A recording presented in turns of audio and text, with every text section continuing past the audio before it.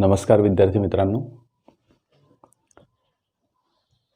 आज आपण problem set 7 मधील एक्झाम्पल नंबर 6 टू ऑनवर्ड्स याच्या पूर्वीचे काही एक्झाम्पल्स आपण मागच्या व्हिडिओमध्ये बघितले.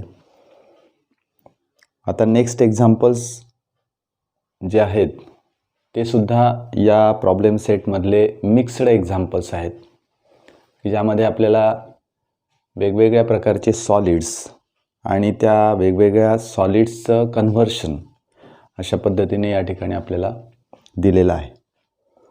एक्झाम्पल नंबर 6 आपल्याला दिलेलं आहे. The diameter and thickness of a hollow metal sphere are 12 centimeter and 0.01 meter respectively. The density of the metal is 8.88 gram per centimeter cube. Then find the outer surface area and mass of the sphere. आता हे जे example आहे यामध्ये आपल्याला थोडासा वेगळ्या प्रकारे question विचारलेला आहे. There is a different question that is this is related to the physics. We must know that the how to find the density of the solid. त्याची डेन्सिटी कशी काढायची.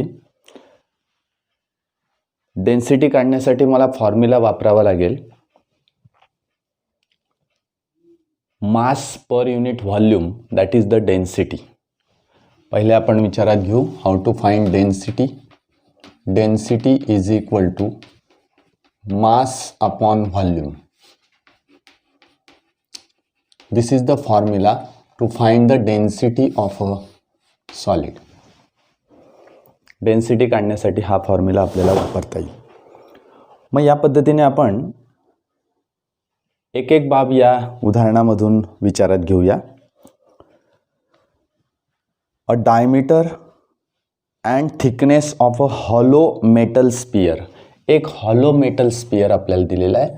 मी डायग्रॅम काढतो. एक्झाम्पल आता या ठिकाणी मी लिहित नाही आहे.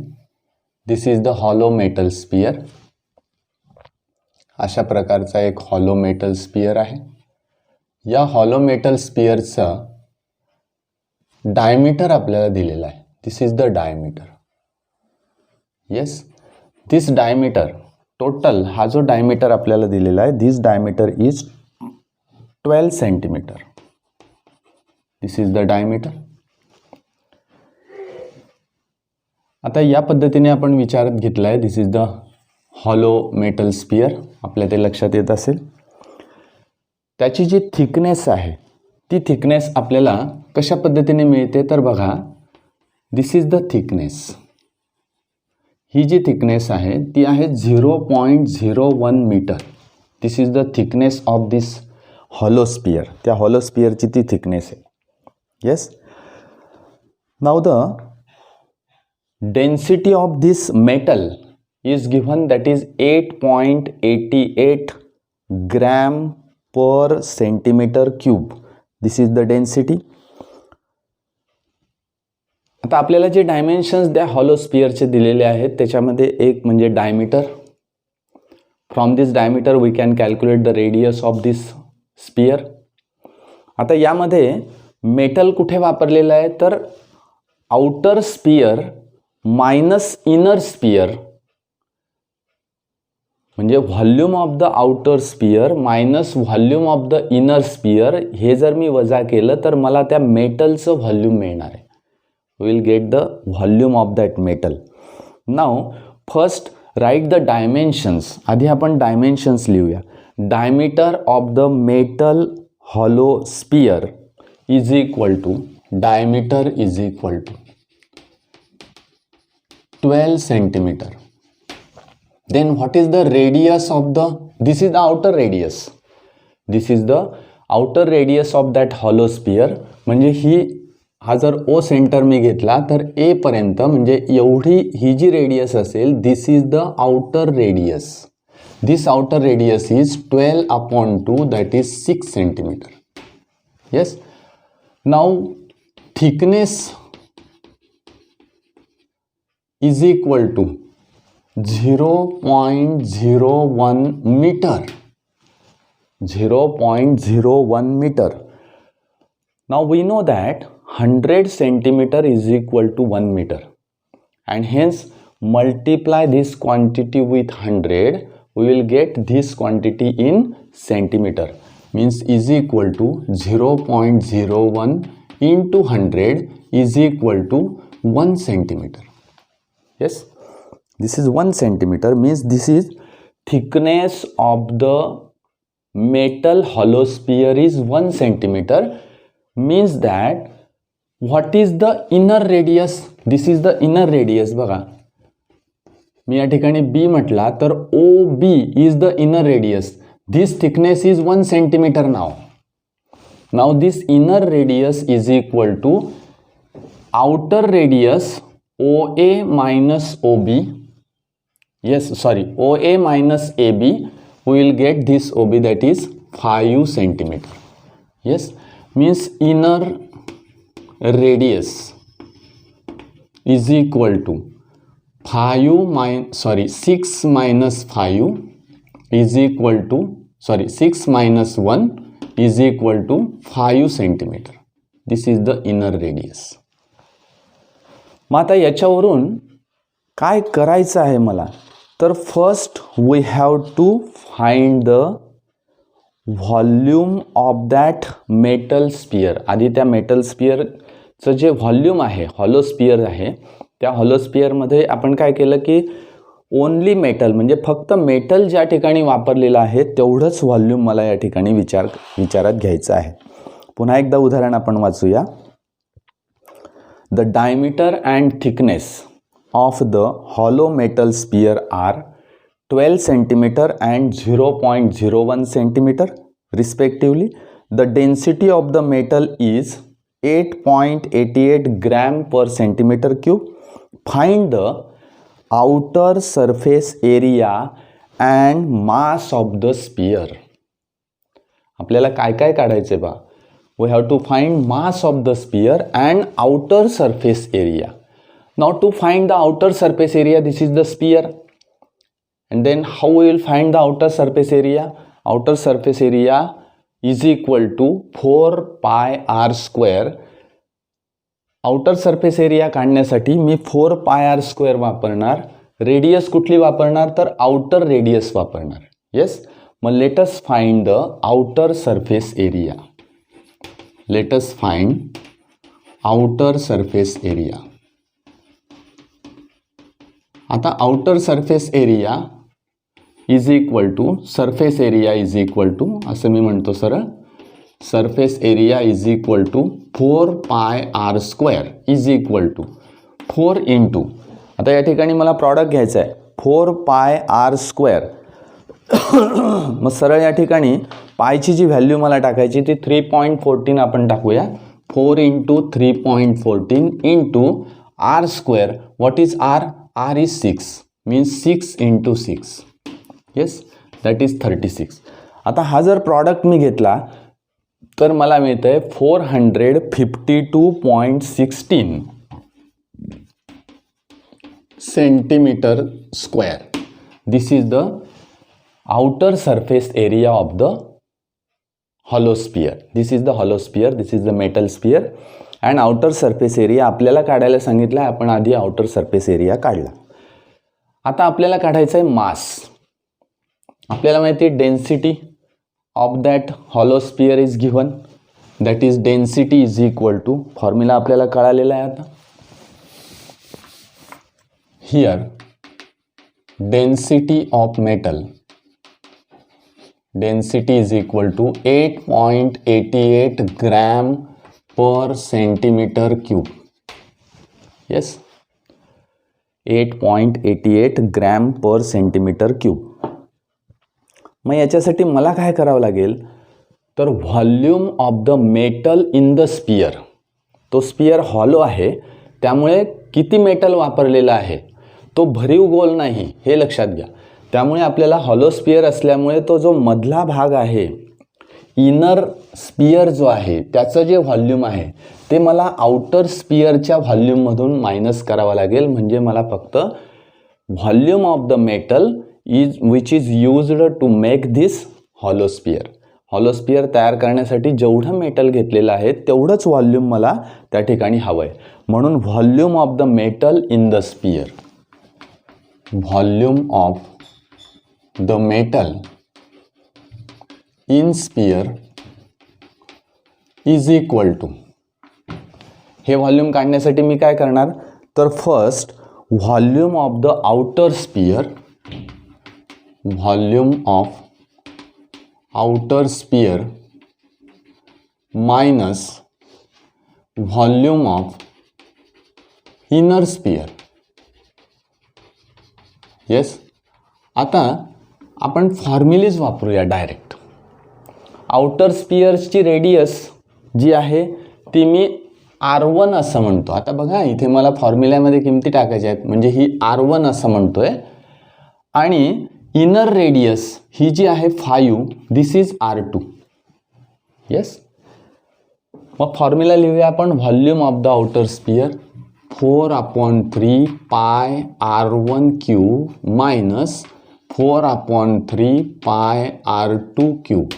Yes, is equal to 4/3 pi is common, means in bracket R1 cube minus R2 cube. Yes, 4/3 into value of पाय. आता या ठिकाणी पायची व्हॅल्यू मी 22/7 घेतोय. 22/7 in bracket R1 that is 6 cube minus 5 cube is equal to 4/3 into 22/7 into 6 cube means 216 minus 125. 5 cube is 125. या दोघांची मी वजाबाकी करणार आहे. We will get now 4/3 into 22/7 into 91. यांचा डिफरन्स येतो 91. मग आता 7ने जर मी 91ला डिव्हाइड केलं तर मला 13 मिळेल. मीन्स 4/3 इंटू 22 इंटू 13 एवढंच मला या ठिकाणी मिळेल. मग मी जर प्रॉडक्ट केला 4 इंटू 22 इंटू 13, त्याची व्हॅल्यू मला मिळते आहे 1144 डिव्हायडेड बाय 3 आणि 3ने डिव्हाइड करून तुम्हाला जी व्हॅल्यू मिळते ती मिळते 381.33 सेंटीमीटर क्यूब. येस, अशा प्रकारची व्हॅल्यू मिळाली. ही व्हॅल्यू कोणती आहे, तर this is the volume of the metal in the sphere. म्हणजे हा जो भाग एवढा दिसतोय आपल्याला, याच्यामध्ये जेवढं मेटल वापरलेलं आहे तेवढीच ती व्हॅल्यू मला या ठिकाणी मिळते. This is the volume of the metal which is used to make this hollow sphere. आता density of the metal we know that density of that metal is given 8.88. मग मला काय माहिती असायला हवं, तर density of the metal sphere is equal to, इथे लिहितो मी, density of metal sphere is equal to mass per unit volume, mass of that metal which is used in this sphere divided by volume of metal. Volume of metal म्हणजे आपण विचारात घेऊया volume of metal sphere. Yes, हा जो भागाकार आहे हा मला फक्त करायचा आहे. सॉरी, भागाकार नाही करायचा, आपल्याला मास काढायचं आहे ना. म्हणजे mass is equal to density into volume. हा प्रॉडक्ट मला घ्यायचा आहे. Density is 8.88 into volume is 381.33 centimetre cube. This is the volume. Yes, हे व्हॉल्यूम मला या ठिकाणी मिळेल. आणि मग यांचा जर मी प्रॉडक्ट घेतला तर तो मिळतो 3386.24 3386.24 इतके. आता इथे बघा हे ग्रॅम पर सेंटीमीटर क्यूब, आणि हा सेंटीमीटर क्यूब कॅन्सल होईल म्हणजे हे युनिट येईल ग्रॅम. इतके ग्रॅम मला मिळालं. मग मला माहिती आहे की 1000 gram is equal to 1 kilogram. Divide this with 3386.24 divided by 1000. तुम्ही जर 1000ने याला भाग दिला तर तुम्हाला किलोग्रॅममध्ये मिळेल. म्हणजे किलोग्रॅममध्ये त्याचं मास मला मिळेल 3.38 किलोग्रॅम. पुढे पॉईंट्स येतील ते आपण नंतर कमी करायला काही हरकत नाही. 3.3862 असं पुढे येत जाईल. आपण एक एक डिजिट कमी केलं तर आपल्याला मिळेल 3.38 किलोग्रॅम. येस, म्हणजे दोघंही भाग आपण या ठिकाणी काढले. पहिला भाग हा सरफेस एरिया मला काढायला सांगितला, मी काढला. त्यानंतर मला डेन्सिटी दिलेली आहे, मला मास ऑफ दॅट मेटल, त्या मेटलचं किती मास आहे ते मास आपल्याला त्या ठिकाणी काढता आलं. डेन्सिटी दिलेली असल्यामुळे व्हॉल्यूम मी काढलेलं आहे, यावरून आपल्याला ते सहज लक्षात आलं. ठीक आहे, आता नेक्स्ट एक्झाम्पलकडे आपण जाऊया.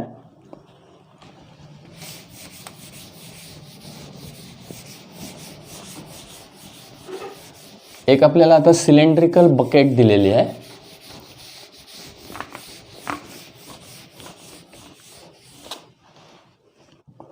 A cylindrical bucket of diameter 28 centimetre. Cylindrical bucket अशा पद्धतीने दिलेली आहे.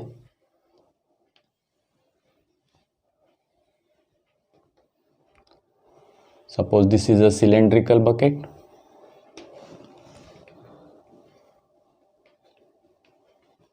या ठिकाणी मी अशी एक रेडियस काढून घेतली, ही हाईट काढून घेतली. Of diameter 28 centimetre. हा जो डायमीटर आहे हा 28 सेंटीमीटर आहे. And height is 20 centimetre. Height is 20 centimetre. Yes, was full of sand. म्हणजे ही जी बकेट आहे ही वाळूने पूर्ण भरली. When the sand in the bucket was poured on a ground, the sand got converted in to the shape of cone. या सिलेंडरमध्ये किंवा या सिलेंड्रिकल बकेटमधली सँड जर मी अशा प्रकारे जमिनीवर ओतली तर मला असा एक कोन मिळणार आहे.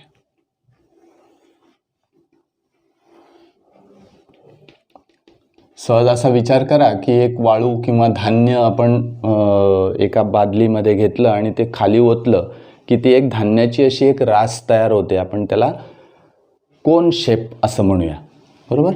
असा एक कोन शेप तयार होतो तिथे. Converted into the cone. If the height of cone was 14 centimetre. ही जी हाईट आहे या कोनची ही 14 सेंटीमीटर होते. Yes, what was the base area of the cone. काढायचं काय मला बघा. Base area of cone is equal to what. हा माझा या ठिकाणी प्रॉब्लेम आहे. The cylindrical bucket of diameter 28 centimeter and height 20 centimeter is full of sand. When this sand is poured on a ground, a cone is formed of height 14 centimeter.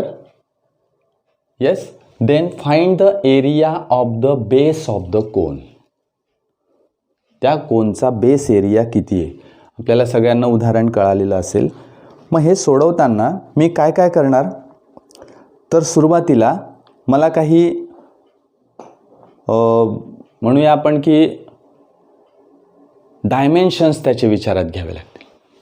मग काय काय dimensions आहेत, तर हे जे सिलेंड्रिकल बकेट आहे त्याच्यामध्ये जी sand आहे त्याचं volume means the volume of the sand in the cylinder or cylindrical bucket is equal to volume of the cone which is formed on pouring the sand on the ground.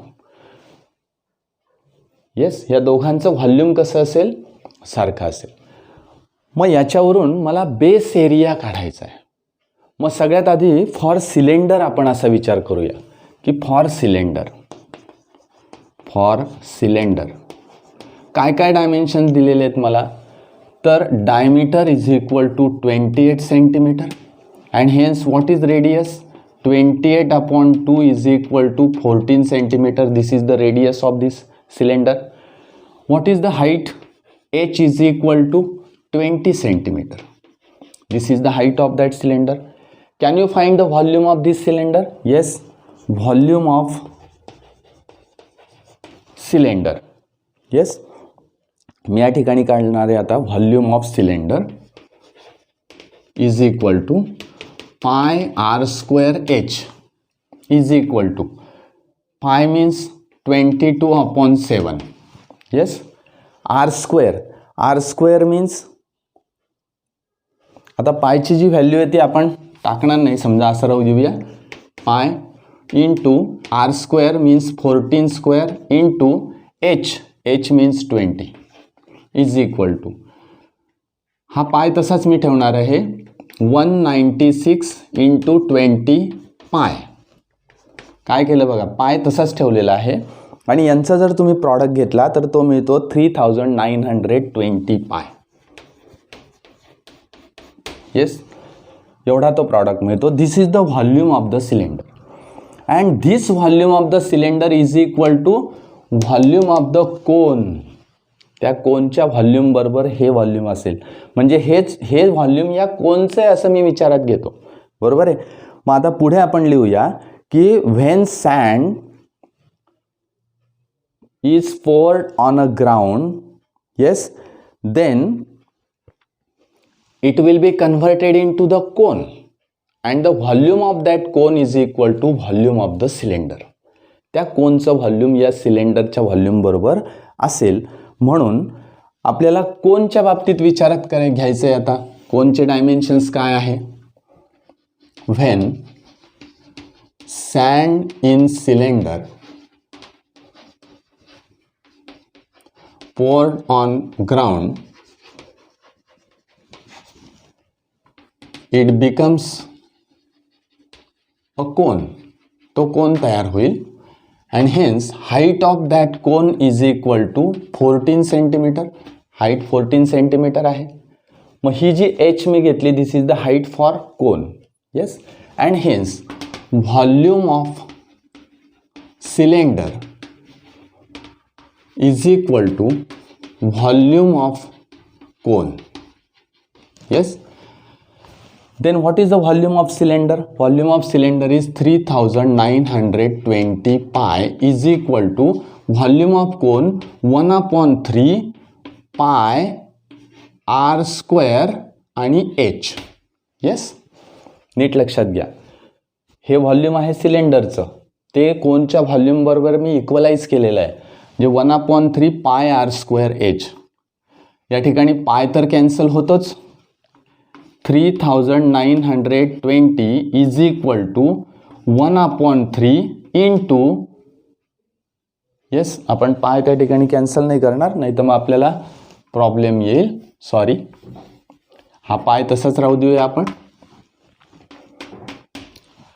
आता या ठिकाणी बघा, 3920 पाय is equal to 1/3 values टाकूया आपण, pi R square into H. What is H? H is 40. This is the height of that cylinder. त्या सिलेंडरची height मला या ठिकाणी मिळाली. मग आता हा जो पाय आर स्क्वेअर आहे, this is the area of this base, pi R square. Yes, कारण ही रेडियस जर याची आर म्हटली मी, तर या ठिकाणी pi R square this is the area of this base of that cone. मग मी काय करेल, या 3ने इकडे गुणे 3920 pi into 3 is equal to, आणि डिव्हायडेड बाय काय येईल, 14. हा 14 या बाजूला येईल, is equal to pi R square. Now this pi R square is the area of base. म्हणजे area of base is equal to, मला फक्त एवढं कॅल्क्युलेशन करायचं आहे, 3940 into 22 into 3 divided by 14 into 7. एवढा भागाकार मी केला की मला या ठिकाणी याची व्हॅल्यू मिळेल. ती जी व्हॅल्यू आहे ती मिळते 2640 centimetre square. Yes, 2640 centimetre square. This is the area of the base of the cone. त्या कोनचा हा बेस एरिया आहे. म्हणजे मी कशा पद्धतीने विचार केला इथे लक्षात घ्या. सिलेंडर आहे, सिलेंडरचं मी व्हॉल्यूम काढलं.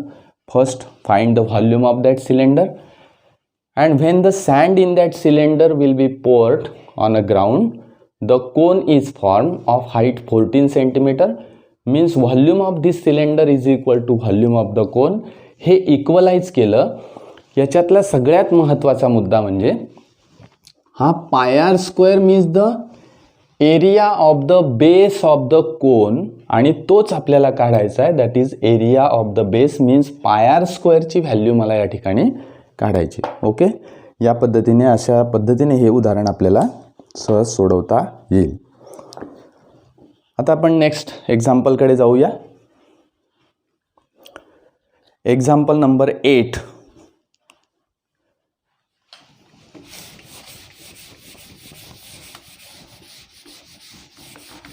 एक्झाम्पल नंबर 8 सुद्धा अतिशय सोपा आहे.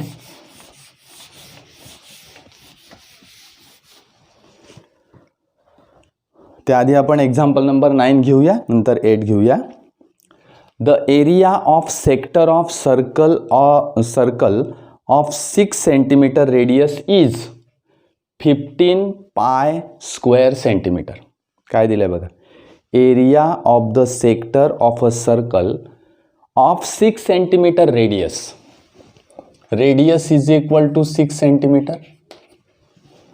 Area of the sector of circle of 6 centimeter radius is 15 pi square centimeter. म्हणजे area of sector is given.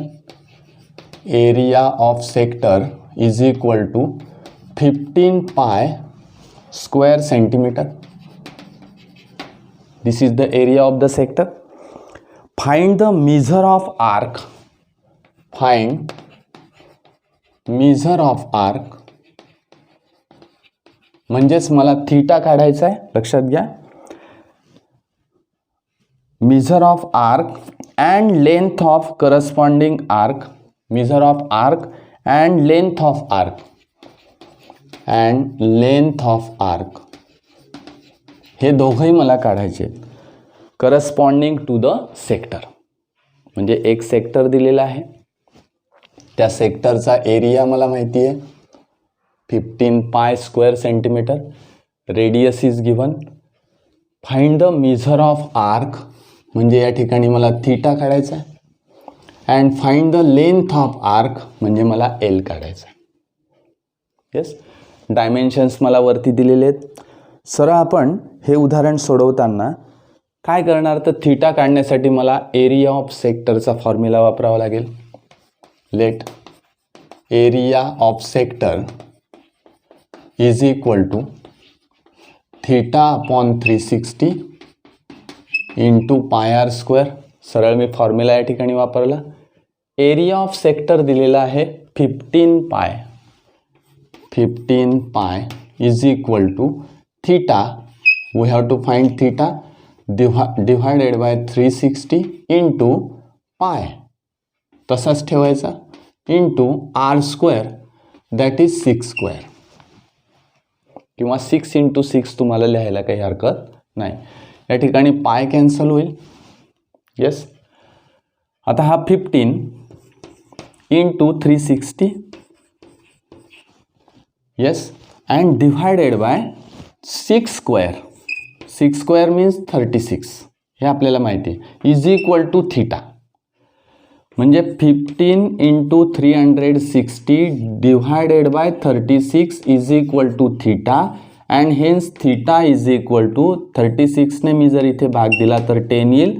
10 into 15 that is 150 degree. This is the theta means the measure of arc of that sector. Yes, हा एक भाग आपण या ठिकाणी बघितला. आता मला काय करायचं आहे, तर लेंथ ऑफ आर्क काढायचं आहे. Now we know that we can find the length of arc when we are given the area of the sector and radius of that sector. एक फॉर्म्युला आपल्याकडे आहे, तो आपण वापरूया. Area of sector is equal to L into R upon 2, length into radius upon 2. Area of sector is 15 पाय.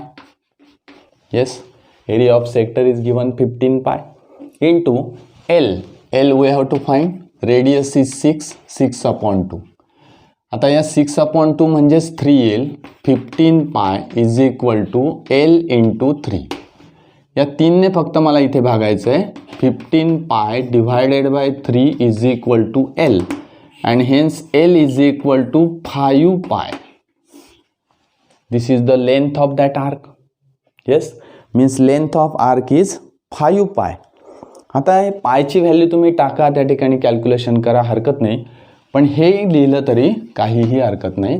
That is length of that sector is equal to 5 pi. अशा पद्धतीने आपल्याला एक्झाम्पल्स सहज या ठिकाणी सोडवता येतील. ओके, आता एक्झाम्पल नंबर 8 कडे आपण वळूया. एक्झाम्पल नंबर 8 पण अतिशय सोपं आहे.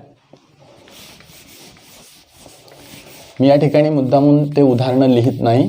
तुमच्याकडे पाठ्यपुस्तक आहे, त्या पुस्तकामध्ये तुम्ही सहज या ठिकाणी बघू शकतात. Example number 8. The radius of metal sphere is 9 centimetre.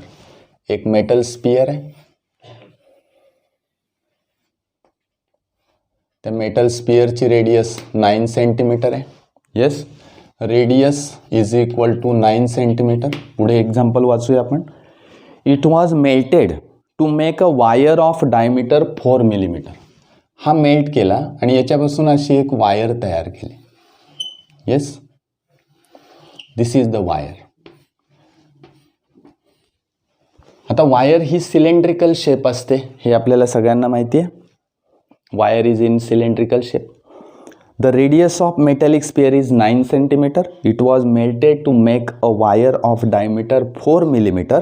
बघा आता याचा हा जो डायमीटर आहे, this diameter is 4 millimeter. Yes, अशी एक वायर तयार केली. काय काढायचं आहे मला, तर find length of wire. Length of wire म्हणजेच काय करायचं आहे, लक्षात घ्या. हा मुद्दा अतिशय महत्त्वाचा आहे. मला ही जी लेंथ आहे ही लेंथ काढायची आहे, म्हणजेच मला हाईट ऑफ दॅट सिलेंडर, म्हणजे त्या सिलेंडरची हाईट काढायची आहे. हा मुद्दा या ठिकाणी तुम्ही लक्षात घ्यायचा. मग आता काय काय दिलं आहे, तर रेडियस दिली आहे. Here radius of sphere R is equal to 9 centimetre. हा भाग मला दिलेला आहे. त्यानंतर डायमीटर ऑफ द सिलेंडर असं मी म्हणेल आता. येस, म्हणजे मला रेडियस दिले. Diameter of the wire, wire is a cylinder. Diameter of wire is equal to 4 millimetre. म्हणजेच रेडियस ऑफ वायर किती मिळेल, radius of wire is equal to, त्याला मी R1 असं म्हणतो. Yes, radius of wire is equal to R1 means 2 millimetre. 2 millimetre means how many centimetres, हे मला विचारात घ्यावं लागेल. म्हणजे 0.2 सेंटीमीटर. म्हणजेच मला या 2ने कितीला भागावं लागेल, 10ने डिव्हाइड करावं लागेल, इतके सेंटीमीटर. येस, म्हणजे मला ही रेडियस मिळाली. That is R1 is the radius of this cylinder. मग आता मला काय माहिती आहे, this metal sphere is melted and make a wire of diameter 4 millimetre. What is the length of this wire, हे मला काढायचं आहे. Volume of that metal sphere is equal to volume of the wire means the volume of the cylinder. Yes, मग तो एक relation आपण या ठिकाणी लिहूया. Volume of sphere is equal to volume of wire. Yes. आता व्हॉल्यूम ऑफ स्पियर आपल्याला माहिती आहे की व्हॉल्यूम ऑफ स्पियरचा फॉर्म्युला काय, 4/3 pi R cube is equal to volume of wire is a cylinder means pi R1 square H. पाय R1 square H. काही विद्यार्थी इथे Hच्या ऐवजी L सुद्धा लिहितात. L means length of that wire means H is the height of that cylinder. दोघंही प्रकारे आपल्याला या ठिकाणी चालेल. आपल्याला Hची व्हॅल्यू काढायची असं आपण या ठिकाणी गृहीत धरूया. इथे पाय आणि पाय कॅन्सल होऊन जाईल. काय मिळेल मला, 4/3 into R cube. R cube means 9 cube. 9 into 9 into 9 is equal to R1 square. Yes. R1 square means R1 is 2/10 means right here 2/10 into 2/10 into H. आता हे मी मुद्दामून 0.2 टाकलेलं नाही कारण आपलं कॅल्क्युलेशन सोपं व्हावं. फक्त आपल्याला पदं काय करायची आहेत ते आता ट्रान्सफर करायची आहेत. 4/3 इथे मी काय करतो आता इथे भाग देऊन देतो. 3 मिळेल मला. 4 इंटू 3 इंटू 9 इंटू 9. ठीक आहे. इथे आपण लिहूया आता 4 इंटू 3 इंटू 9 इंटू 9. येस. हे पूर्ण झालं. हे दोघं जे 10 आहेत ते इकडे गुणाकारात जातील. बरोबर आहे. म्हणजे वरती काय मिळेल मला पुन्हा 10 इंटू 10 डिव्हायडेड बाय अंशस्थानी काय आहे 2 इंटू 2 ते मला इकडे डिव्हायडेड बाय करायचे. 2 into 2 is equal to H. Value मी या ठिकाणी सहज घेतोय. मग आता तुम्ही जर याचं कॅल्क्युलेशन केलं टोटल या 2ने भाग देता येईल मला. 2 4 हा 2 कॅन्सल होईल म्हणजे या ठिकाणी 3 into 81 into 100 is equal to H असं मला मिळेल. यांचा गुणाकार करूया आपण. इथे येईल 3. 8 इंटू 3 दॅट इज 24. 00 इतके centimetre is equal to H. म्हणजे height means the length of wire is equal to 24,300 centimetre. Now convert this value into the metre. L is equal to मीटरमध्ये मला कन्वर्ट करायचं असेल तर कितीने भागावं लागेल मला 100ने भागावं लागेल. Yes. 24300 divided by 100 we will get L is equal to 243 meter. This is the length of that wire. ही त्या वायरची त्या ठिकाणी काय येईल लेंथ येईल. तर अशा पद्धतीने आपल्याला उदाहरणं या ठिकाणी दिलेले आहेत. That is the mixed examples. हे सगळे मिक्स्ड एक्झाम्पल्स आहेत. या मिक्स्ड एक्झाम्पल्सचा वाचणे व्यवस्थित आणि वाचून ते आपल्याला समजून घेणे हा सगळ्यात महत्त्वाचा भाग आहे. ज्यावेळेस कॅल्क्युलेशन करावं लागतं त्यावेळेस त्या ठिकाणी पाय कॅन्सल करायचा किंवा करायचा नाही. कारण इक्वलाइज ज्यावेळेस 2 व्हॅल्यूज येतात, इक्वलाइज ज्यावेळेस 2 फॉर्म्युलेज आपल्याला करावे लागतात तर कदाचित पाय त्या ठिकाणी कॅन्सल होतो. जसं मी आता या ठिकाणी पाय कॅन्सल केला कारण हा इकडे डिव्हायडेड बाय आला तर पाय कॅन्सल होईल. म्हणजे अशा पद्धतीने आपल्याला विचारात घ्यावं लागेल. तर हे उदाहरणं सोडवताना घाई करायची नाही आणि एक एक स्टेप अतिशय काळजीपूर्वक आपल्याला त्या ठिकाणी बघून सोडवावे लागेल. ओके.